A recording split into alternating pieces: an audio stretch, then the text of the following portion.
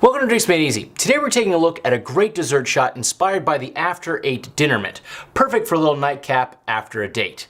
Well, unless you're Mike, who doesn't date. He just sits at home drinking beer and searches for porn. Shut up. What, you don't search for porn? Not every day. Really?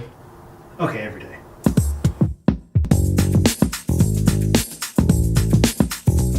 To build the After 8 dinner mint shot, you'll start with half an ounce of creme de coco, a quarter of an ounce of peppermint schnapps, and half an ounce of Irish cream. Cap that off into a shaker full of ice and give it a quick shake. Strain into the shot glass of your choice.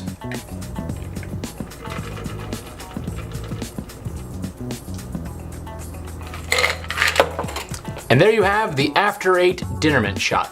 Hey Mike. Yes. What's the difference between you and a calendar? I don't know. A calendar has dates.